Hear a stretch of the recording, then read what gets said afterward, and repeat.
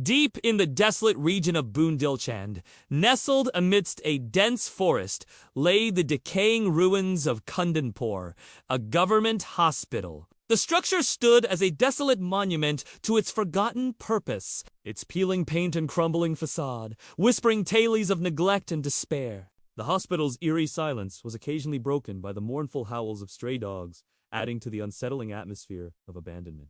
In the still silence of the night, hearing the painful cries of a woman, Sudha's whole body began to tremble. Whose crying voice is this? Today, no patient has even been admitted to the hospital, and that room usually stays locked. Sudha's mind insisted that there could be no one in that room. But her heart kept asking, whose voice is this? With trembling, hesitant steps, Sudha started walking toward room number 9. When she reached the door and peeped inside through the glass window, she saw no one. The moment she reached there, the crying had also stopped. Shocked, Sudha turned to leave. Suddenly, she heard loud banging on the room's door. Startled, Sudha froze.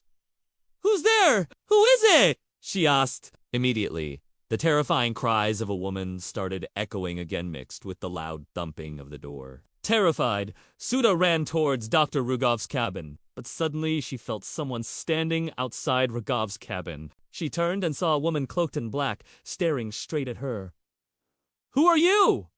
What do you want?" Sudha asked. As soon as she spoke, the woman's hood slipped off. Her face was so horrifying that Sudha screamed and collapsed to the ground. The woman's face wasn't a face, it was a shadowy figure of ash, which dissolved into thin air the moment Sudha screamed. Hearing her cries, Dr. Raghav rushed out of his cabin. "What happened, Sudha?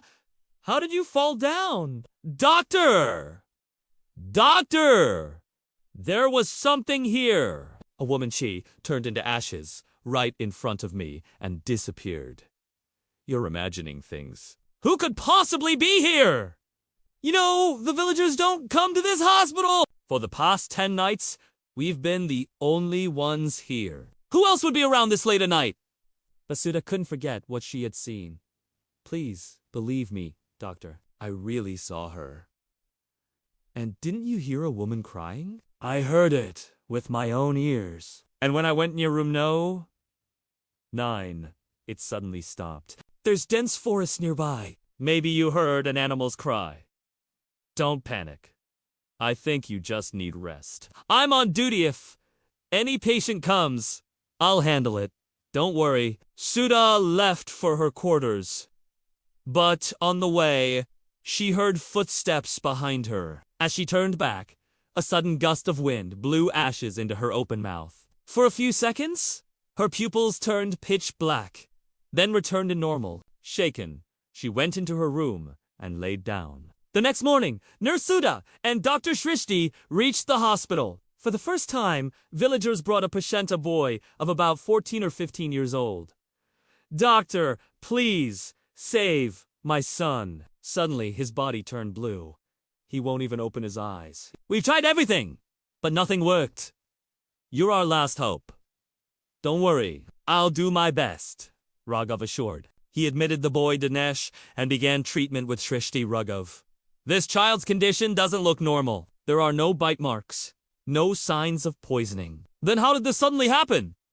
"I don't understand either. Let's keep him under observation tonight. If nothing is clear by morning, we'll refer him to the city." That night, while Raghav and Shrishti were on duty, the unconscious boy suddenly stirred. To their horror, he rose from the bed like a corpse, come to life. "Lie down! Lie down! Let me check.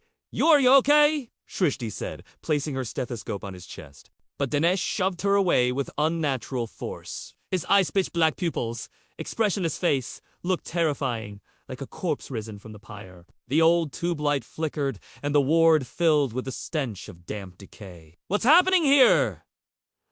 "Dinesh, what are you doing?" she screamed as he advanced, reaching for her throat. Shrishti cried out in terror. At that moment, Nurse Sudha rushed in, grabbed Dinesh by the neck and smashed him against the wall. He fell to the ground, bleeding from his head. But then, like a beast possessed, Sudha crawled toward him on all fours and began licking the blood from his wound. Horrified, Shristi watched in shock as Suda, overtaken by a savage frenzy, twisted Dinesh's arm and tore it from his shoulder. Overwhelmed, Shristi fainted. When she regained consciousness, Raghav was beside her.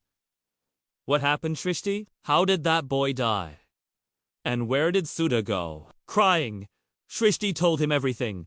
Raghav was stunned. Raghav only, son of a wealthy businessman, had chosen medicine over his father's empire. His father had wanted to build him a grand hospital, but Raghav had other plans. He wanted to serve the neglected tribal villages. Despite Shrishti's warnings about the dangers, he had insisted. Eventually, Shrishti, unable to stay apart, had come to support him, bringing Nurse Suda with her. Together, they began working at the dilapidated government hospital in But now, after Dinesh's horrific death, their situation was precarious. We can't face the villagers, Krish. If they find out a child died at the hands of our nurse, they'll kill us. I have an idea, Shristi replied. We'll tell them the boy died of a dangerous infection. We'll seal the body and warn them not to touch it, otherwise it could spread. Maybe they'll believe us. And so they did. The villagers accepted their explanation, but Raghav and Shristi were left with chilling questions. What had happened to Suda? Why did she kill the boy? Where had she disappeared? What secrets did this hospital hold? Was Suda possessed by some demonic force? And would they ever escape alive? To know more, don't miss the next part. If you liked this story, subscribe to our channel.